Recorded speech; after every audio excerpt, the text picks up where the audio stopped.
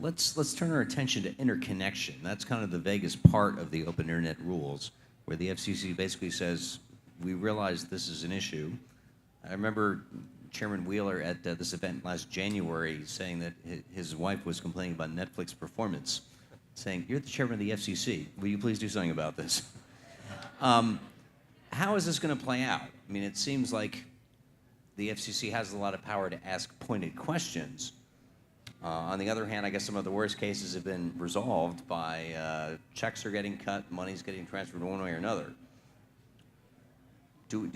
Is this a problem that gets solved in any meaningful way over the next year?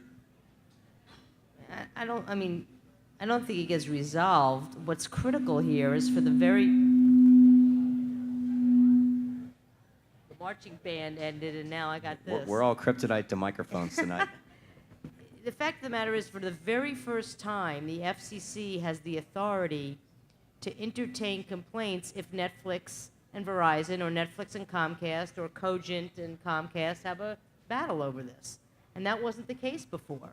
As I said before, when I first got to the FCC, I would see informal net neutrality-like complaints come in every week, and they were almost all about Netflix taking too long to buffer.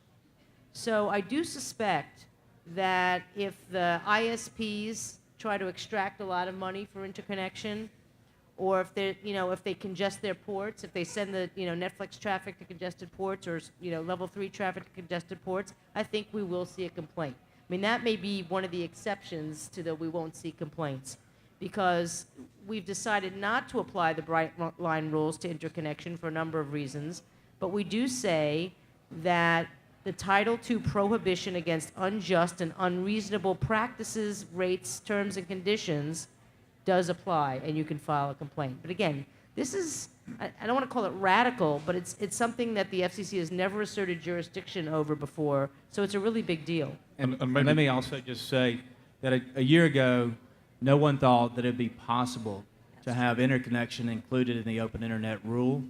And so we've made tremendous progress, and the Commission showed clear courage in being able to address this and include it in the order. And I do think it solves not only the present but long-term problems, and it gives us a process, a standard, and a way to make sure that the market continues to function, and that the interconnection as well as the last mile remains open.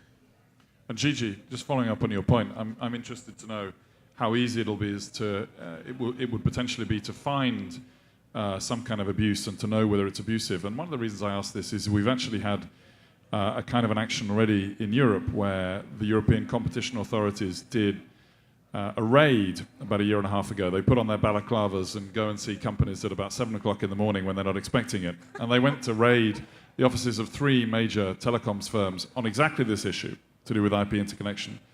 And a year later they came back and said, we're not pursuing a case. And they haven't been extremely clear about what they didn't find. But I wonder whether you think it'll be an easy thing to do. Can you imagine if the FCC did that? Oh my God. It's fun. I understand it's fun. I can't even imagine a jackbooted FCC Could it enforcing involve people. black That would be just helicopters? horrible. We need black helicopters here. I think we would prefer, evidentiary presentations by the parties. Look, the Open Technology Institute, the New America Foundation, actually has done quite a bit of study on these interconnection issues and came to a number of conclusions. We actually still have an open proceeding looking at the Netflix congestion both on Comcast and Verizon networks. But I think we'll stick with lawyers submitting pleadings, and we'll get away from the balaclava raids. So I want to talk about interconnection a little bit, again, from the operator's perspective, which is very different from the policymaker's perspective. We've been, I'm Data Foundry sister company, GigaNews, Usenet Newsgroups. I spent a lot of time working the GigaNews networks, and we had a lot of traffic flowing to consumer ISPs. And we were engaged mano with the tactics that the major last mile ISPs were using to try to shake us down, to pay them, to seek rent from us, to deliver traffic to their customers.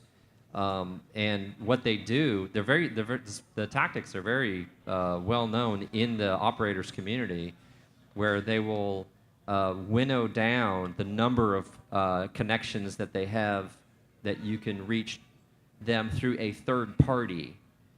And the few that they have that let you connect to them from a third party, they will slowly let them fill up until maybe there's one port over here that's not congested. And if you can get your traffic to route that way, then you're doing great, but you can't count on that.